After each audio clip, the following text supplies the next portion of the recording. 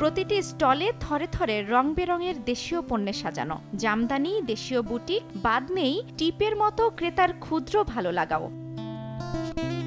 রাজধানীর ধানমন্ডির মাইডাস সেন্টারে হয়ে গেল বারুনি নামে এমনই এক দেশীয় পণ্যের মেলা।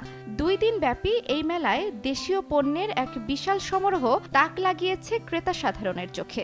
যাদের এতদিনে শুধু মেসেঞ্জারে পেতাম, প্রোডাক্ট দেখে নিতে পারতাম না, এখন সরাসরি এবং মাইডাস এত পরিচিত জায়গা বা যে কোনো ভেন্যুই হোক না কেন, আমরা সেখানে যেতে পারছি, কথা বলতে পারছি, দেখে জিনিসটা কিনতে পারছি এবং অনেক কিছু কিনলাম, অনেক কিছু দেখলাম, অনেক কিছু বুকিং দিলাম, ভালো লাগলো। আজকালকার এই সবার এই যে যারা এগুলো ব্যবসায়ী উদ্যোগ হয়েছে, আমাদের সময় এরকম ছিল না, তাহলে হয়তো আমরাও এরকম করার সুযোগ পেতাম। আমরা কিন্তু সুযোগের অভাবে এই ব্যবসা করতে পারি নাই।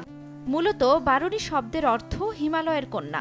মেলায় অংশগ্রহণকারী বেশিরভাগ উদ্যোক্তাগণই নারী। তাদের সৃজনশীল কাজের সফলতা যেন পর্বতের চূড়ায় পৌঁছাতে পারে, সেজন্যই এমন মেলার আয়োজন।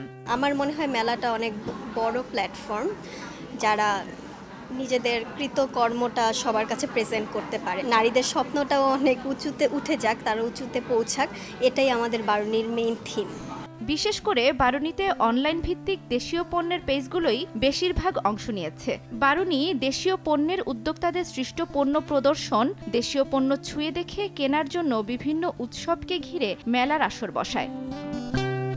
নারীদের আগামীর সফল উদ্যোক্তায় পরিণত করা, একই সাথে দেশের অর্থনীতিতে দেশীয় পণ্যের গুরুত্ব মনে করাতেই এমন আয়োজন। এই নারী উদ্যোক্তা তো এখন অনেক পরিমাণ আসলে এগিয়ে যাচ্ছে এবং এটা আমাদের দেশের জন্য যতটা উপকার, আমার মনে হয় নারী স্বাধীনতার জন্য অনেক বেশি উপকার। এই দেশীয় প্রোডাক্টের প্রতি মানুষের অনেক জনপ্রিয়তা বেড়েছে, ডিমান্ড বেড়েছে, তো এটা একটা খুব ভালো দিক। বাহিরের প্রোডাক্ট কেন, আমরা তো আমাদের নিজেদের প্রোডাক্টগুলাই তুলে ধরতে পারি সবার কাছে।